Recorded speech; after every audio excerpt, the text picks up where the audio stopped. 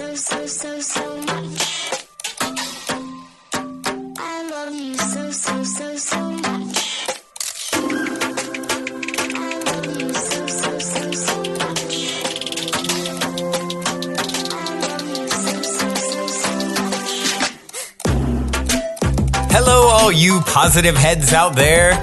Thanks for tuning your beautiful brainwaves into another episode of the Positive Head Podcast, where we are firmly convinced that creating success and happiness is rooted in understanding the ultimate nature of reality and the fact that as human beings, we are all immensely powerful fractals of the one and only source consciousness which creates and animates all things. After years of exploring this awe-inspiring truth on this podcast, I'm super excited to announce that we are now going even deeper down the rabbit hole on the new late-night style consciousness-elevating talk show called Optimistic, which features none other than you, the listeners.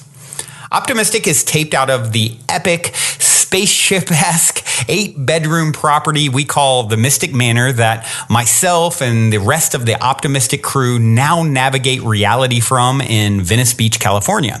And you are invited to come experience a Mystic Manor immersion week with us. During your week-long stay, you'll enjoy unique workshops, chef-prepared meals, one-on-one time coaching and consulting with me, and even co-creating magic with me as a guest on both Optimistic and an episode of the Positive Head podcast. When I started this, my aim with these immersive retreats was to facilitate the ultimate spiritual upgrade and tune-up, so to speak, for our guests while providing them with one of the most memorable experiences of their lives. And I'm happy to say that as of this recording, every guest at the end of their trip so far has told me that they have had a profound and transformational experience at the Mystic Manor and that they definitely want to come back. All that being said, we only have a limited number of spots available between now and next July. And as of this recording, about half of those spots are already filled. So if there's any part of you that is screaming, yes, I want to come, I feel like I need to be there, go now and book a slot with me to discuss how we can put our heads together and make it happen at calendly.com/talkwithbrandon. I know for some people, there is also that little voice in their head saying, why not? I can't get off work. I can't afford it, and on and on and on. But, really Henry Ford, I think, said it best. Whether you think you can or think you can't, you're right. And I'm confident that where there's a will, there's a way. And I'm personally committed to doing everything in my power, including discounts and payment plans, to get you here if it is something that truly feels like a huge yes for you energetically and like you're meant to be here. Once again, the link to book time to discuss with me is calendly.com/talkwithbrandon. That's spelled calendly.com/talkwithbrandon. All one word, of course. And book in some time and look forward to seeing you soon here at the Mystic Manor. All right, all you positive heads, welcome back. Thank you so much for joining me today. It's Tuesday and I'm back. I'll be here on Thursday as well. And I was thinking about the material that we covered last week from Caroline Myss's book, Sacred Contracts. And I was thinking about archetypes, and it got me thinking about the archetypes in my life that I have chosen to work with. And I really think that we have access to all the archetypes. It's part of the blueprint that we exist in, the archetypal mind, but we have chosen certain ones to play with in this existence. And what's interesting, one of the archetypes that came up for me was the judgment archetype. And it's funny how things in life will trigger us. And it's very challenging times right now, if you haven't noticed. Lots of things out there to trigger us. And it's really an opportunity for us to learn about ourselves and about our archetypes. And there's no archetypes that are good or bad. They just are. But they all do have a light and a dark side of them, a positive and a negative. And it's up to us, it's our choice on how we want to work with those.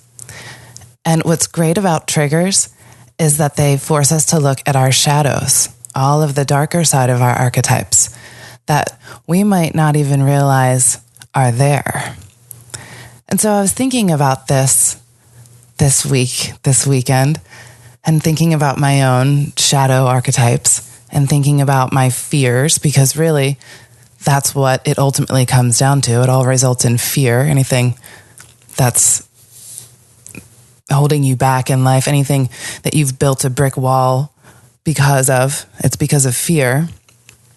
And one of my biggest fears in life, or has been, it's been something that I've been working on and continue to work on, because it is definitely a conscious daily effort, but is stage fright, is this fear of using my voice, believe it or not, as I sit here and talk to thousands and thousands and thousands of you. So, when I was younger, before I started exploring any of this and understanding why I had this intense fear, I would literally clam up. I wouldn't be able to speak. I'd be sweating. I'd be shaking. It was pretty intense. And in order for me to work with that, I had to really go down deep and find out why. And in order to do that, I started meditating. And here's something that I realized over the weekend as well. Brian said to me, Erica, you should talk about the power of prayer. And I said, well, I talk about meditation all the time. It's the same thing. And he said, no, it's not. I said, yeah, it is. Because to me, it is. My meditation is a meditation and a prayer simultaneously. I realize, though, that that's not the case for everyone. But this is how I started to work with it. Within meditation, I would pray. I would ask for guidance. I would ask for help. And this is how I started working on this intense fear, which I ultimately realized was judgment, right? Obviously, it was me judging myself, fear of others judging me. And ultimately, when I took a good look at myself, I saw how much I was judging others. And so this works both ways. This fear of others judging you will be reflected in you judging others, or vice versa. So what's also interesting about this, being a voice on this podcast, there has been some comments about my voice, and there's been some really awesome ones, and I love them. I love to hear that, and it really makes my heart sing for me to know that you like listening to my voice. There's some of you who don't like it so much, and that's totally cool, I mean, I get that. I understand not resonating with the way something sounds, and, not everybody is going to like the same thing. What's interesting for me is that this is a archetype that has been a strong pattern, let's say, in my life, and it has been centered around my voice. And so here I am talking to thousands of you, and what comes up but my voice, right?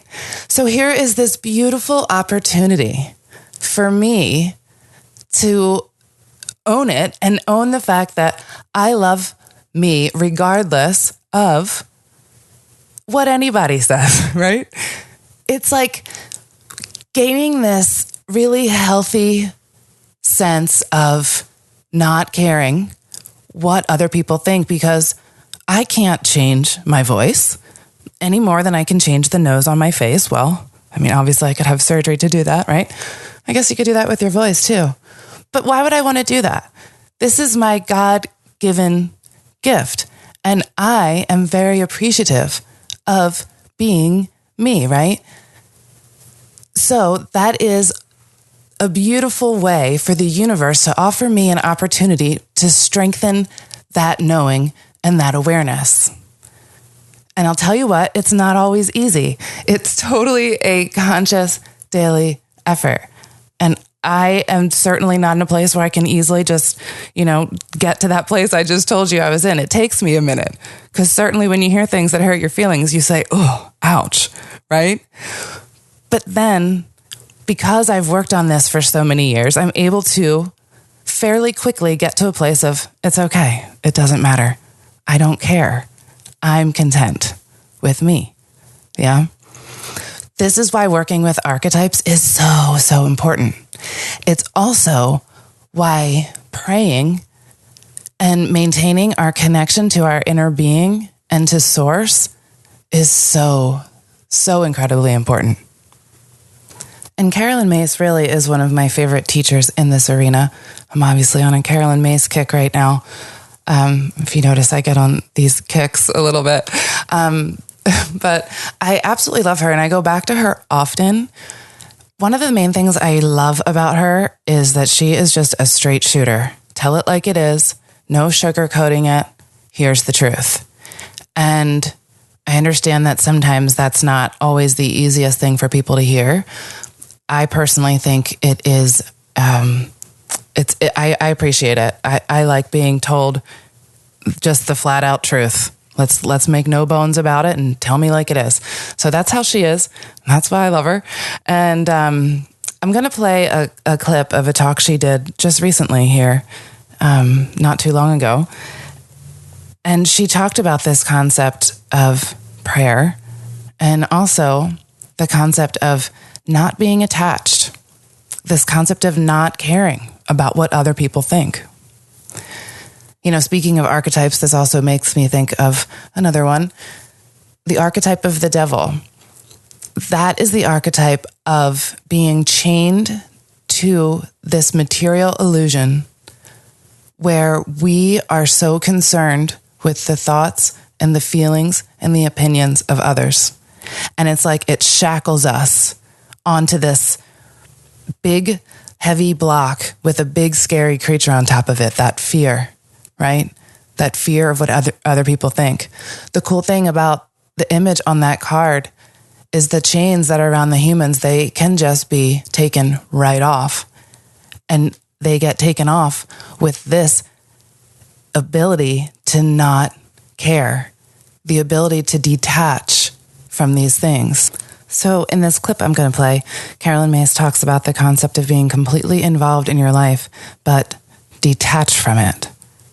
Very healthy detachment of whatever happens, happens, and I'm okay. Because we lose so much energy and power with these attachments and by taking things personally in life and believing that things are happening to us. But we all know nothing is really happening to us, right? It's all happening for us. But when we feel like things are happening to us, this is where we start developing these energetic anchors, things like resentment and not being able to forgive and different power plays that all relate to our archetypal patterns. If we pay attention, we'll see them. And she talks about the fact that life cannot always be rational. It's not rational. And it's not always going to be fair. And that when things are falling apart, it probably means that you're on the wrong path. And so here's Caroline Myss talking about the ways that heaven works. Take a listen. So one of the ways heaven works is that if you're on the wrong path, you're not going to stay on it. Now, it may not look it at the time, and you might say, human beings are the only creatures that fight to the death to stay in the wrong place. And they resent people for getting them out of hell. They're astonishing creatures. Astonishing creatures. Okay. So, when you finally, kind of recognize, wait a minute, I'm holding on. The more things you hold on to that you resent, for all of this, the more power plays that you're in, people hold on to this because they feel like they need to do kind of like they need to let other people know that they've hurt them. They want their one moment of vengeance with them. They want their one, but I have to tell you something. When you're saying in a prayer, get me out of here, give me some help. And if you pray with this sense, accept, don't change this. Let me win. I have to be right. And this is how you're praying, with the sense of self-righteousness, with an inability to examine yourself. What do you think heaven's going to do with you? Because you're kind of in an obstacle course. You're in an obstacle course. Second thing is that you're something else I want to show you. Think of this as psychic weight. Psychic weight. This is all the stuff you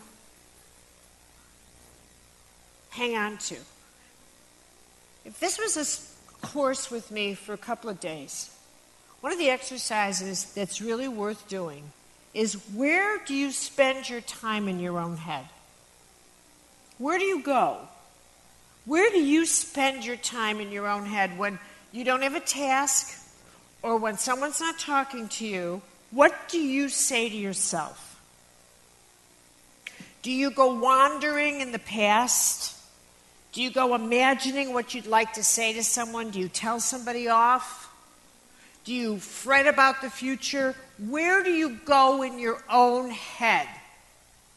Do you make up things? Do you go into fantasy land? Where do you go in your own head?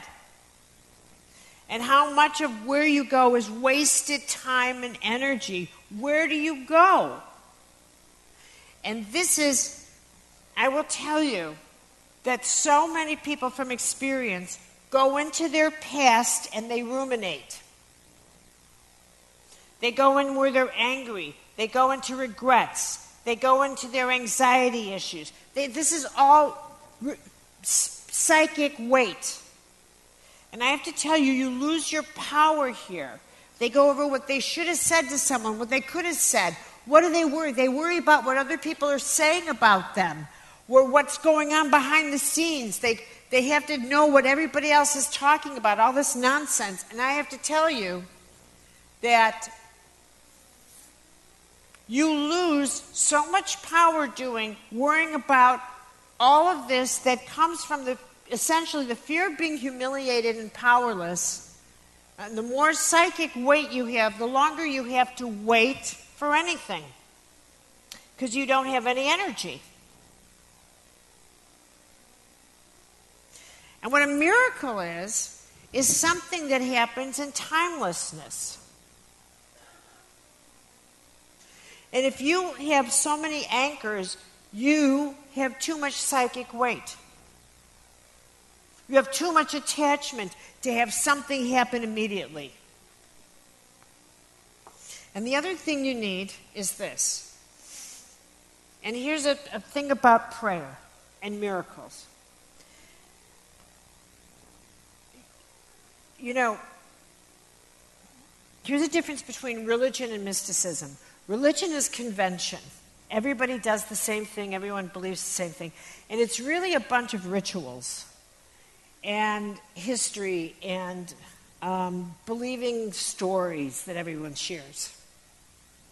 But mysticism is a personal experience with the non-physical world that only you have. That only you have. And it changes you. People who've had near-death experiences know what I'm talking about. People who've had a deep, profound, mystical experience. It changes you. You know that your inner world becomes more real, in a sense, than the outer world. So if someone said, I don't believe in this and that. I don't care what they believe. And it's so, I have a lot of proof and no way to prove anything. Because I can't hand you anything that is from this except authenticity. Except saying it is so worth your journey to believe in yourself. I'm not asking you to believe a thing in me, but to believe in you. To believe in you. But what I realized is part of the essence of this time is the need to believe in self-esteem. To develop a sense of deep regard for yourself. To really, really, really have a deep regard for who you are. And to have a reverence for yourself. And how that all fits in here is, this thing about developing intuition and believing in guidance and all of this. This is critical because you are becoming spiritually and intuitively alive and your guidance has kicked in full throttle. And the only difference between you hearing your guidance and my hearing my guidance is self-esteem. I totally esteem that voice and my inner world. I absolutely trust it. Now, what's required for a miracle is that you have such regard for yourself. And it's really important you get this, because a mystical experience, the handiwork of heaven in your life, takes a different shape the more you trust heaven, the closer it gets. So that the types of experiences that happen in your life become the kind that cannot be explained. In religion, you share experiences that can be explained. But as you break away and you forge a deeper experience, you begin to go into the waters of experiences that cannot be explained. And this is where your relationship with the holy world becomes so extraordinary. And this is where you have got to have a really good sense of what your own inner coordinates are. And what I realized is the reason why miracles don't happen all the time is because so many people have no self-esteem, or a little bit, or they think self-esteem is the capacity to say, you can't talk to me that way. When in fact, self-esteem at the soul level is the ability to be able to be given an experience that nobody else has or will ever have. And you can withstand the doubt of a tsunami worth of people coming at you, saying it's impossible, you can't be healed from that. But you just were. And if you were the sort of person who required the enforcement of other people, are you sure I'm good enough? Are you sure I'm good enough? You cannot be given an experience that only you can substantiate. You're too fragile. You'll break in two. Everybody else's doubt will turn you into rage. How dare you not support me? How could you? You're just too fragile. And so it's kept from you.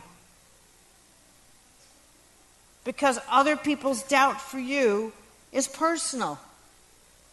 And it's not until their doubt means nothing to you, nothing, that a profound experience like that, you can handle an experience that only you know is real. So that their doubt means nothing. and neither does their despair. So when they say to you, I'm so frightened, that fear doesn't scare you either, and you can walk right into the center of anybody's fear and say, I'll pray with you. We're going to get out of this. Nobody's fear scares you. Nobody's illness scares you. Nobody's traumas scare you. What's there to be afraid of? If it's on earth, it doesn't scare you because your soul knows better. You get it? So you don't look the other way. Now this is the time for this.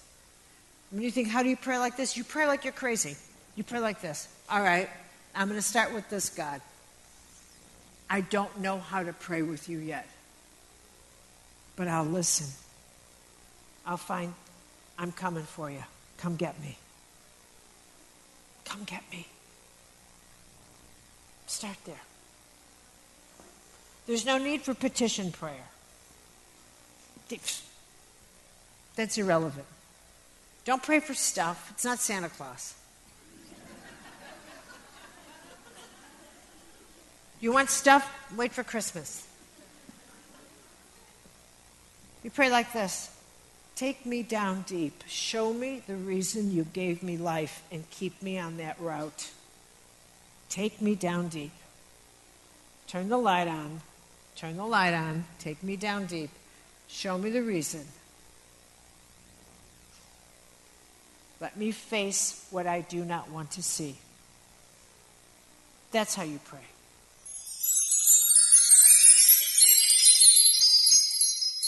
And that's how you pray. You pray like you mean it. You go down deep.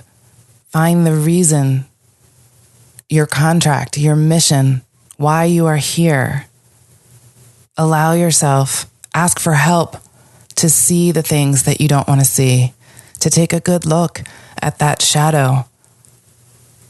And when you look at it, allow it to not harm you or anyone else.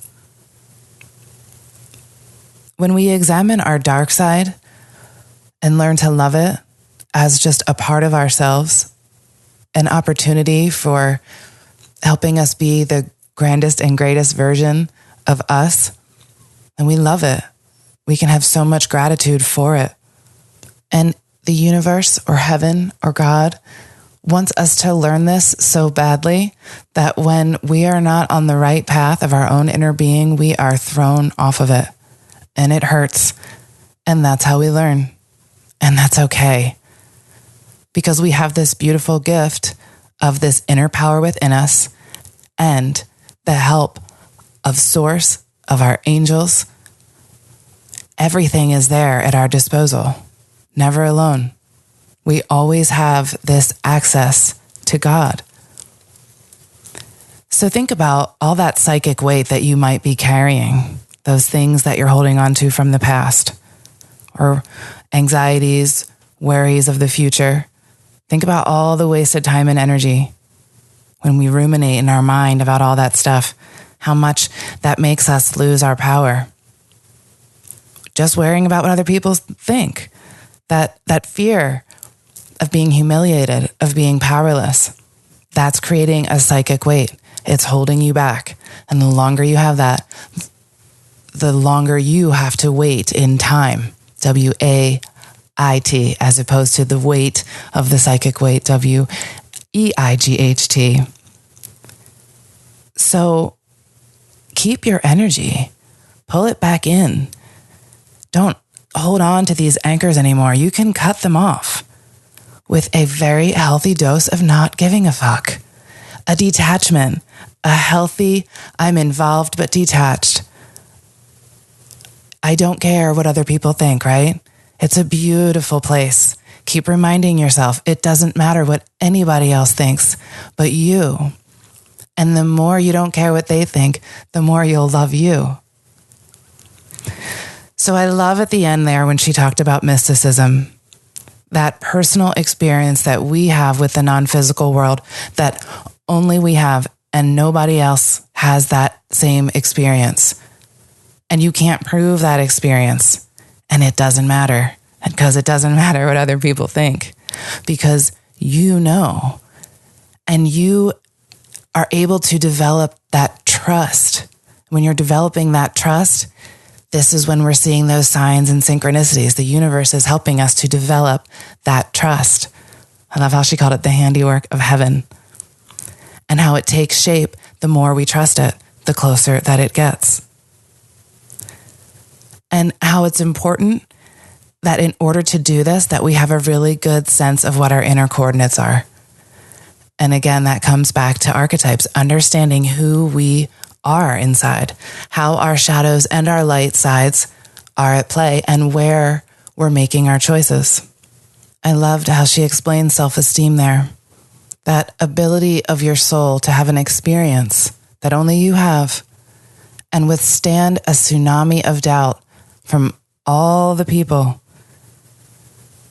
that say, no, that's not true.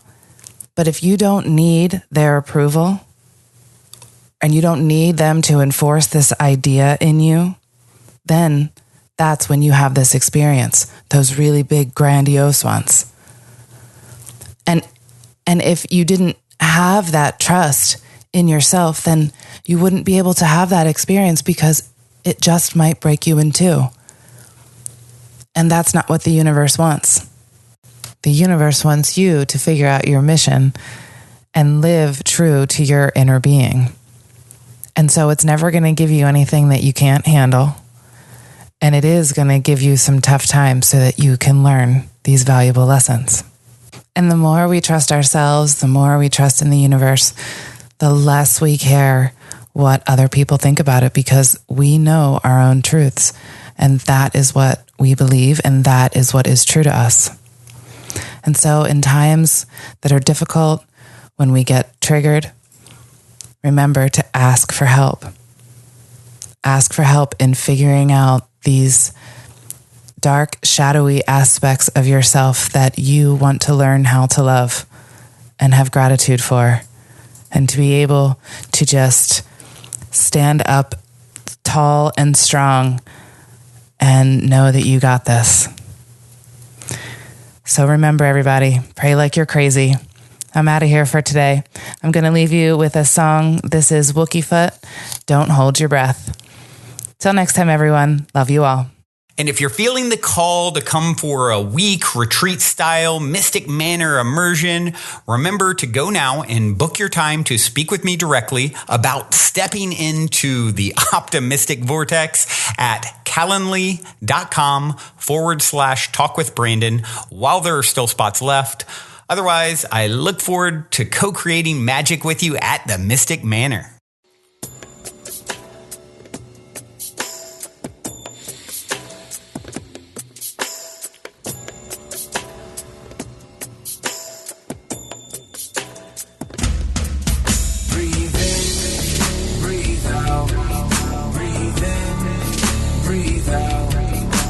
It's all going down, yeah, all gone down. But from your center, you can see it's just going up and around. Breathe in, breathe out. Breathe it in, breathe it out. Feel the breath within the breath. Take it in and take it down underground. Feel the rhythm slowing down to the speed of sound. Worry will not take away your trouble tomorrow. Only take away your peace today. Worry will not take away your pain, your sorrow. Bring it back to the breath and it can all melt away. Give in, give out. Give in, give out. No longer looking outward for what lies inside. Don't need to ever cut or sever what can be untied.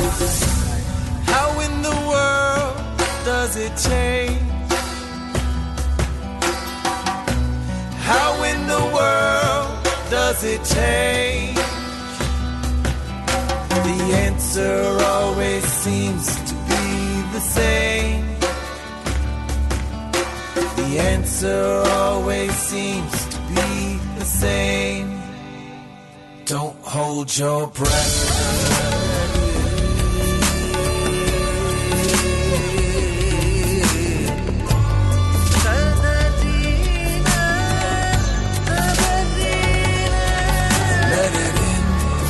Let it out, let it in, let it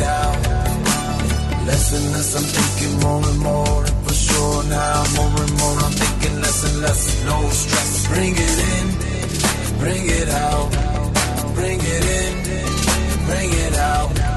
It's so simple that it's easy not to see or believe, but you're exactly where you need to be, so just breathe. Worry will not take away your trouble tomorrow, only take away your peace today. Worry will not take away your pain, your sorrow. Bring it back to the present, it can all melt away. How in the world does it change? How in the world does it change?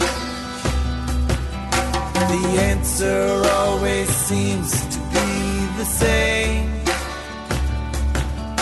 The answer always seems to be the same.